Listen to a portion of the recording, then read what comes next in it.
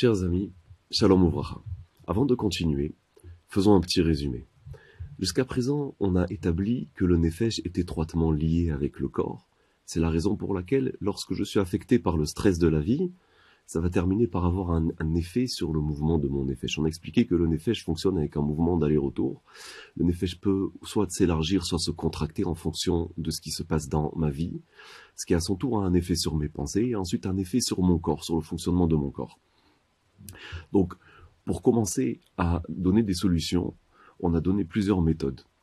Déjà, on a expliqué que la prise de conscience, déjà, de ce qui se passe dans mon Nefesh, c'est le meilleur outil pour prévenir la contraction du Nefesh. Ce ne sera pas suffisant pour causer un élargissement du Nefesh une fois qu'il sera contracté, mais c'est déjà suffisant lorsque j'étudie le sujet, je comprends comment ça fonctionne, donc je construis ma conscience de ce que représente le mouvement du Nefesh. Ça me permet d'identifier, attention, là tu vas traverser une période stressante, fais attention que ça n'affecte pas le mouvement de ton Nefesh. Donc ça c'est déjà un premier point qui est très important.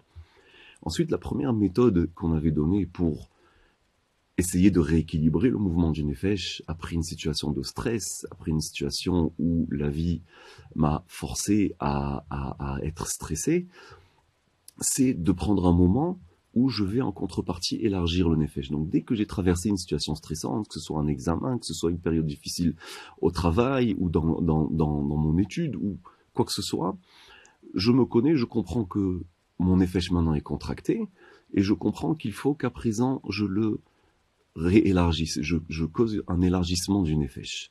Donc on a donné un exemple, chacun connaît ce qu'il a besoin pour se détendre, alors que ce soit prendre un week-end, que ce soit prendre une journée, aller se promener, écouter de la musique, faire du sport, chacun trouvera son bonheur dans ce qui le concerne, et ça permettra à la personne de pouvoir réélargir son Nefesh après chaque situation de stress, afin que le mouvement du Nefesh retrouve son équilibre, retrouve son point milieu, en quelque sorte. D'accord, donc lorsque je vais m'habituer, après chaque situation de stress, à avoir un élargissement du Nefesh, comme on l'a expliqué, il y a aussi une certaine forme d'automatisme qui rentre dans le système. Ce qui fait que si, après une période de stress, une fois, j'ai pas eu l'occasion, j'ai pas pris le temps d'avoir une période de détente pour pouvoir réélargir le Nefesh, il va le faire lui-même tout seul. Par automatisme, il va retrouver sa position médiane. Ça, c'était le premier outil qu'on avait donné. Le deuxième outil qu'on avait donné, qui consiste à identifier un moment où on rentre dans une situation stressante. On avait donné l'exemple de la personne qui rentre chez elle à la maison et qui réalise que, encore une fois, ses enfants ont mis le désordre. Alors là, déjà, elle est stressée. Ensuite, lorsqu'elle réalise ce qui se passe, elle commence à parler avec ses enfants, ça la stresse encore plus, elle rentre dans un état de colère. Alors, ce qu'il faudrait faire à ce moment-là, c'est s'arrêter. La personne, elle s'arrête, elle sent que le stress, il a commencé à monter, elle va s'arrêter. Ça veut dire qu'elle va se retrouver face à face avec le mouvement de son Nefesh. Ce qui va lui permettre de faire une pause et de rentrer en contrôle du mouvement de son Nefesh avant que ça dégénère. Donc elle va s'asseoir, elle va se dire, ok, maintenant je suis stressé, comment je vais réagir? Et là, elle décide de réagir de manière plus détendue, de ne pas laisser libre cours à sa colère. Ça fait qu'elle a contrôlé la contraction du Nefesh, elle va permettre au Nefesh de se redétendre, de retrouver sa position. Ça, c'était le deuxième outil qu'on a donné. À présent, on va donner encore un autre moyen, une autre méthode pour pouvoir rééquilibrer son Nefesh. Donc, on vient juste de parler du lien étroit qu'il y a entre le Nefesh et le corps, comme on le dit dans la bracha de Asher Yatzar, ou Mafli la Sot. C'est quoi le Pélé? C'est quoi la chose extraordinaire qu'Akadosh Baruch Hu a fait? C'est qu'il a attaché le matériel avec le spirituel. C'est-à-dire notre Nefesh, il est étroitement lié avec le corps, chose qui a priori serait impossible. Donc ça veut dire, comme on l'a expliqué, que le corps a une influence étroite et directe sur le mouvement du Nefesh. Et c'est ce qui fait aussi que le Nefesh réagit en fonction des midot de la personne. Alors imaginez maintenant une personne, elle est enflammée par une situation. Alors s'il s'agit d'une situation positive, elle a beaucoup de zrizout, elle a beaucoup d'entrain pour pouvoir faire une mitzvah, elle est enflammée. Donc qu'est-ce qui se passe? Le Nefesh, il va rentrer dans une contraction pour créer l'action, et la personne, elle va accomplir cette mitzvah de manière pleine de vie, vraiment enflammée. Alors là, cette itlahatout, comme ça s'appelle en ivrite, le fait que la personne elle soit enflammée, ça va avoir un effet positif sur le nefesh. Ça va, au bout du compte, causer un élargissement du nefesh, un bien-être. La personne, elle est satisfaite d'avoir mené à bien son action. Par contre, s'il s'agit que la personne elle est enflammée par un sentiment négatif, comme par exemple la colère, alors ce même sentiment qui découle en fait de l'empressement, de la zrizout, alors il va causer une action négative chez la personne. Il va dans le nefesh, il va causer une réaction de contraction du nefesh. D'accord? Donc on voit comment le nefesh il va réagir différemment en fonction des midot, en fonction des traits de caractère de la personne. Et ça c'est quelque chose qu'on peut utiliser à notre essayant, à notre avantage. Donc ce qui se passe, c'est que par exemple lorsque je réalise que je suis pris par le rythme de la vie qui est assez effréné, stressant, la course, alors ce que je vais faire, je réalise donc que petit à petit, ça cause une contraction du nefesh, mon nefesh il est tendu, et encore une chose, et je cours à droite et à gauche, alors ce que je vais faire, je vais ralentir ou m'arrêter. Donc le fait que maintenant je vais ralentir mon rythme de vie, je veux me forcer à agir avec calme et de manière plus posée, de manière plus lente. Donc par une action que je cause donc avec mon corps, je vais pouvoir permettre à mon nefesh de retrouver son équilibre. Donc le fait de se mettre à agir plus lentement, de réaliser que je vis dans un état qui est trop stressé, je vais permettre maintenant à me déconnecter un peu à mon nefesh, de se déconnecter de ma réalité, de l'instant, de la réalité de la vie qui est stressante. Donc ça va permettre au nefesh de retrouver son équilibre.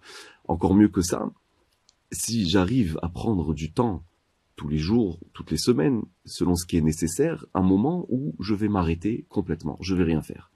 Après tout, notre connexion avec le monde qui nous entoure, il passe par le processus de la pensée qui s'appelle le da'at. Le da'at, c'est notre connexion avec la réalité, avec notre vie qui nous entoure.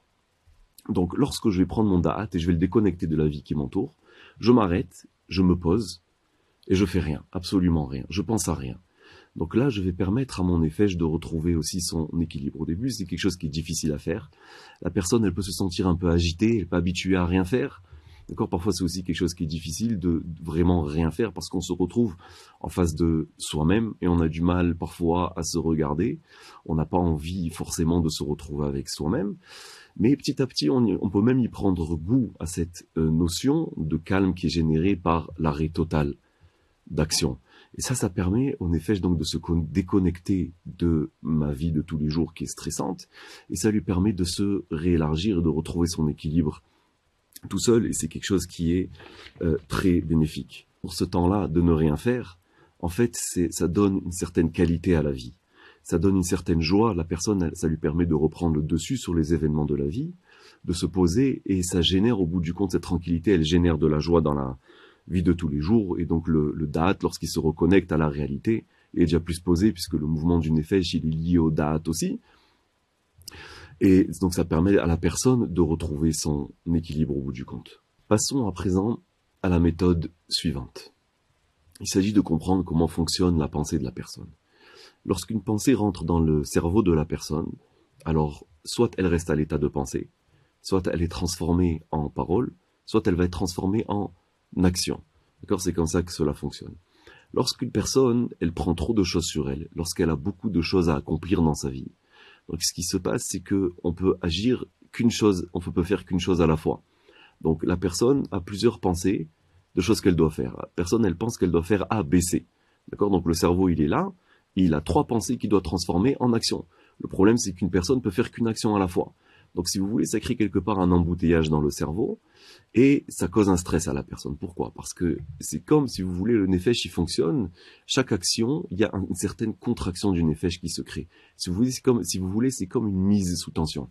Ça veut dire que lorsqu'une personne s'apprête à agir, le nefesh, il se contracte pour ensuite rentrer dans l'action. Et lorsque l'action s'accomplit, donc le nefesh, ensuite, il s'élargit.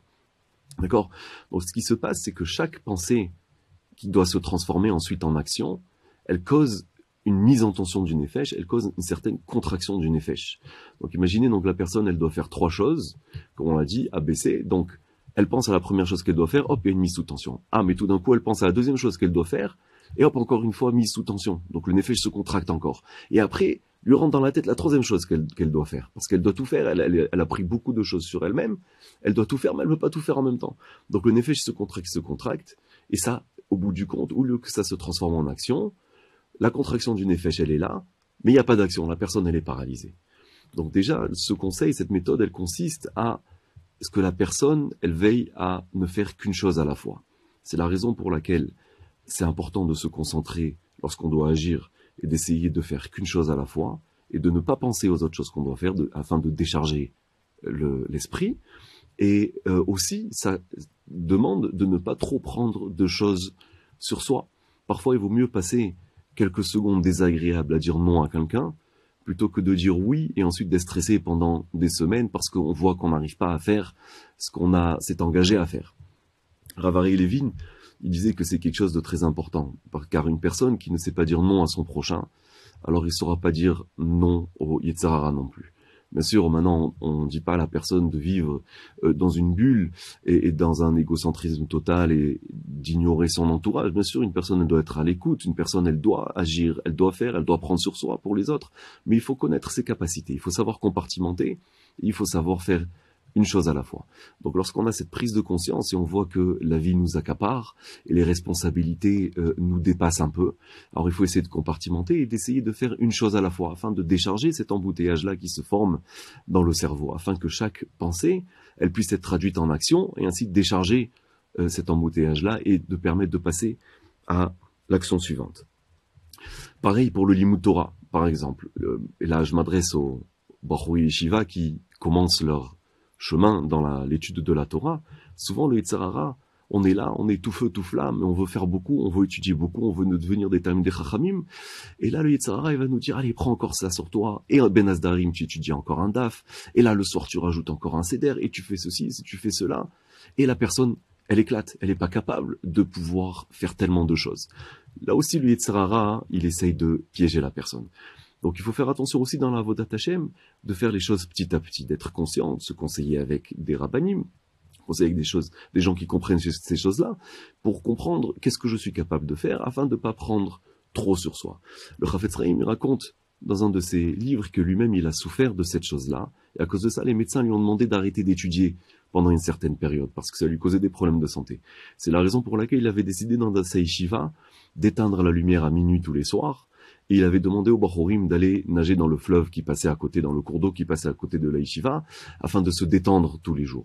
Donc il leur a demandé de faire attention justement à cette chose-là, de ne pas trop prendre sur soi, parce qu'au bout du compte, le Yetzer Hara, il obtient ce qu'il a voulu, c'est que la personne ne peut plus étudier. D'accord ? Donc là aussi, c'est une chose à laquelle il faut faire attention.